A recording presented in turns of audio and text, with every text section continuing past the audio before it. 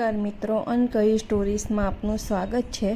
પુરુષોત્તમ માસનો પહેલો અધ્યાય સુદ વન।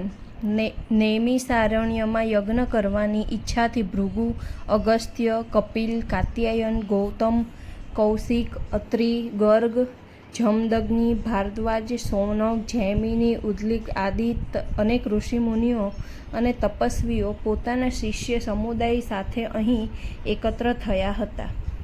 તેઓ યજ્ઞ કરવાની તૈયારી કરી રહ્યા હતા। તે સમયે શ્રી વ્યાસજીના શિષ્ય શ્રી સૂત પુરાણી ત્યાં પોતાના શિષ્યો સાથે પધાર્યા। તેમને જોતા ત્યાં એકત્ર થયેલ બધા મુનિઓ એકદમ ઊભા થઈ તેમને વીંટળાઈ વળ્યા અને તેમની સમક્ષ કોઈ હિતકારક અને જગતનું કલ્યાણ થાય તેવી કથા સાંભળવા ઈચ્છા વ્યક્ત કરી। ઋષિમુનિઓની કથા સાંભળવાની ઈચ્છા જાણી સૂત પુરાણીએ કહ્યું, હે મુનિ શ્રેષ્ઠી, આપની આકાંક્ષા ઘણી ઉત્તમ છે। જેનાથી જગતનું કલ્યાણ થાય તેવો માર્ગ અતિ ઉત્તમ છે। હું પણ આવા કલ્યાણકારક ઉદ્દેશથી તીર્થયાત્રા અર્થ નીકળેલ છું। હું પુષ્કર, મથુરા, પ્રયાગ, કાશી, ગયા આદિ તીર્થ ક્ષેત્રોમાં ગયો હતો। પછી દક્ષિણમાં તથા પૂર્વમાં બધા તીર્થ ક્ષેત્રોમાં ફરી બદ્રિકાશ્રમ ગયો હતો। ત્યાંથી સરસ્વતી નદીને કિનારે આવેલ સિદ્ધ ક્ષેત્ર એટલે કે સિદ્ધપુર ગયો હતો। ત્યાંથી હસ્તિનાપુર ગયો હતો। ત્યાં મને ખબર મળી કે રાજા પરીક્ષિત રાજપાટ છોડી ઋષિ શાપથી મુક્ત થવા ગંગાજીના કિનારે ગયા છે। ત્યાંથી શ્રી વ્યાસજીના 16 વર્ષના દિગંબર અને તેજસ્વી પુત્ર શ્રી સુખદેવજી કથા કહેવાના છે। અહીં અનેક ઋષિમુનિઓ તપસ્વીઓ કથા સાંભળવા એકત્ર થયા હતા। હું પણ કથાનો લાભ લેવાના આશયથી ત્યાં જઈ પહોંચ્યો। અનેક ઊંચા આસન ઉપર શ્રી સુખદેવજી બિરાજમાન હતા। આસપાસ અનેક ઋષિમુનિઓ અને તપસ્વીઓ સાથે રાજા પરીક્ષિત પણ બેઠા હતા। રાજા પરીક્ષિતે શ્રી સુખદેવજી સમક્ષ જીવન મુક્તિ થાય તેવી કથા સાંભળવા વિનંતી કરી। આ વિનંતીને માન આપી શ્રી સુખદેવજીએ શ્રીમદ ભગવત કથાનો આરંભ કર્યો। આ શ્રીમદ ભગવત કથા 7 દિવસ ચાલેલ। 7મે દિવસે પરીક્ષિત રાજાની જીવન મુક્તિ થઈ તે પ્રત્યક્ષ જોયું હતું। ત્યાં મારા સાંભળવામાં આવ્યું કે નૈમિષારણ્યમાં જગ કલ્યાણથે યજ્ઞ થઈ રહ્યો છે અને તેમાં અનેક ઋષિ મુનિઓ એકઠા થનાર છે। આપ બધાના દર્શનના હેતુથી હું અહીં આવ્યો છું। હું આપના દર્શન કરીને કૃત્ય થયો છું। શ્રી બુદ્ધ શારદીય પુરાણના પુરુષોત્તમ મહાત્મ્યનો નૈમિષારણ્યમાં યજ્ઞ નામનો પહેલો અધ્યાય સંપૂર્ણ। હવે પુરુષોત્તમ માસની પાવન કથા વાંચીએ। કાંઠા ગોરમાની કથા। નદી કાંઠે એક રમણીય ગામ હતું। તેમાં એક ડોસી તેના 2 દીકરા અને 2 વહુઓ સાથે રહેતી હતી। ઘરમાં કલેશ થતાં 2 દીકરાઓ અલગ થઈ ગયા। તેઓમાંથી કોઈ માને રાખવા તૈયાર નહોતા। તેથી ડોસી પણ અલગ રહી પોતાનું ગુજરાન ચલાવતી હતી। આમ ત્રણેય જુદા જુદા ઘરમાં રહેતા હતા, પણ વાર તહેવારે ભેગા મળી આનંદ માણતા। ડોસી ધાર્મિક વૃત્તિના હતા। તે રોજ સવારે ઉઠી પુરુષોત્તમ ભગવાનનું નામ લેતા નદીએ નાહવા જતા। તેમના નાના દીકરાની વહુ પણ રોજ નદીએ સ્નાન કરવા જતી।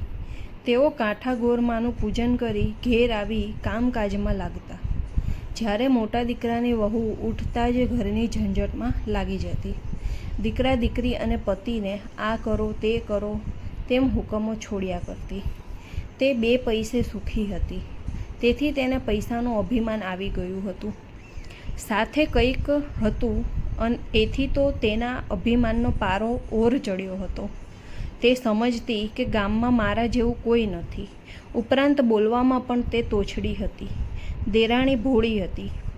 એક દિવસ નદીએ જતાં તેણે જેઠાણીને ઘેર જઈ કહ્યું, જેઠાણી, આજે તો મારી સાથે નદીએ નાહવા ચાલો। ત્યાં જઈને કાંઠા ગોરમાનું પૂજન કરીશું, પુરુષોત્તમ માસની કથા સાંભળીશું અને પછી ભગવાન સ્મરણ કરતાં ઘેર આવી જઈશું। જેઠાણી કહેવા લાગી, આ તો નવરાના કામ છે, નાહવાનું તો ફક્ત બહાનું છે, પણ ત્યાં ભેગા મળી ગામની નિંદા કરતા હોય છે. આમાં આપણું કામ નહીં. મારે તો મારું ઘર પહેલું સંભાળવાનું. મારે ઘેર આવનારા ઘણા, મારા પતિ દુકાનેથી આવે, છોકરાઓ નિશાળથી આવે, પિયર ગયેલ વહુ આવે, સાસરે ગયેલ દીકરી આવે, સગા સંબંધીઓ આવે, સીમમાં ગયેલ ઢોર પણ આવે. આમાંથી હું આખો દિવસ નવરી પડું તો તમારે વ્રત કરો. મને તો ધર્મ કર્મ કરવાનો બેથ નથી. જેઠાણીની લાંબી ચોડી વાત સાંભળી દેરાણીને દુઃખ થયું, છતાં તે કાંઈ બોલી નહીં.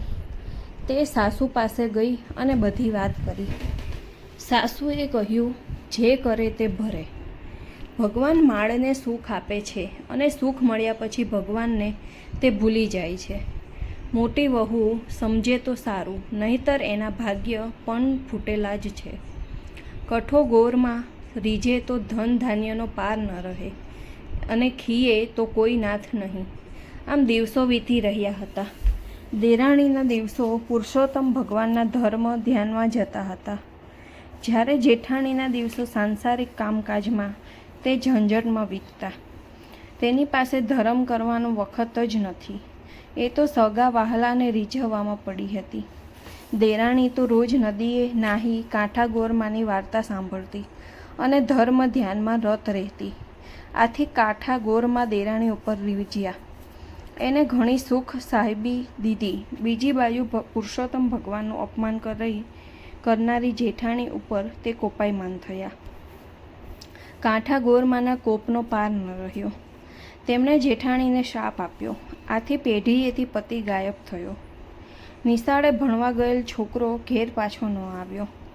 દીકરીના સાસરિયા કોપ્યા. તેથી તેને દીકરીને તેની મા પાસે જવા ન દીધી. પિયર ગયેલી વહુ પણ પાછી ઘેર ન આવી. કોઈ સગા વહાલા ન આવ્યા. સીમમાં ગયેલ ઢોર પણ પાછા ન ફર્યા. આમ અણધાર્યું બનવાથી જેઠાણી હેબતાઈ ગઈ. તેના શોકનો પાર ન રહ્યો.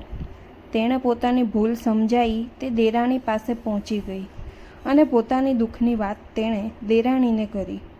દેરાણી તેને સાસુ પાસે લઈ ગઈ. સાસુ ઓટલે બેસી માળા ફેરવી રહ્યા હતા. ત્યાં તો જેઠાણી આવીને તેમના પગમાં પડી અને વાર્તાલાપ કરતાં કહેવા લાગી, માં, હું તો લૂંટાઈ ગઈ. મારો તો પતિ ગયો, મારો પુત્ર ગયો, ઢોર ઢાંખર ગયા. સવડા નાખું ત્યાં અવડા પડે છે. માટે કંઈક રસ્તો બતાવો. તમે કહેશો તેમ હું કરીશ. સાસુએ કહ્યું, મોટી વહુ, તે જાણીએ અજાણીએ પણ પુરુષોત્તમ ભગવાનનું અપમાન કર્યું છે. આથી કાંઠા ગોરમાં તારા ઉપર કોપાયમાન થયા છે. તેથી તારા બધા કાર્યો અવળા થાય છે. આથી કરીને તું પુરુષોત્તમ માસનું સ્નાન કર, ધર્મ ધ્યાન કર, કાંઠા ગોરમાનું પૂજન કરી તેમને વીણવણી કર, ભૂલની ક્ષમા માંગ. હવે મારી એક વાત સાંભળ. ધર્મ થાય તો કરીએ, પણ ધર્મનો અનાદાર ન કરીએ. ત્યારે જેઠાણી રડતા રડતા બોલી, માં, હું સાવ આંધળી છું, અજ્ઞાન છું, ધર્મની વાત જાણતી નથી. અજાણતા અનાદર થયો છે. હું કોઈ દિવસ નદી કાંઠા ગોરમાને પૂજવા ગઈ નથી. મારે ત્યાં જઈને શું કરવાનું? સાસુએ કહ્યું, એક થાળમાં પૂજનની બધી સામગ્રી લેવી. તેમાં શ્રીફળ, પુષ્પ, ચોખા, સોપારી, કંકુ, અબીલ ગુલાલ, ધૂપ, અગરબત્તી મૂકી હાથમાં પૂજનનો થાળ લઈ ખભે ચૂંદડી નાખી ઢોલીને લઈ થોડી સ્ત્રીઓ સાથે વાજતે ગાજતે નદીએ જા. ત્યાં જઈ પુરુષોત્તમ ભગવાનનું નામ લઈ સ્નાન કરી કપડાં બદલીને પુરુષોત્તમ ભગવાનની પ્રાર્થના કરજે. પછી કાંઠા ગોરમાનું પૂજન કરી કાલાવાલા કરજે.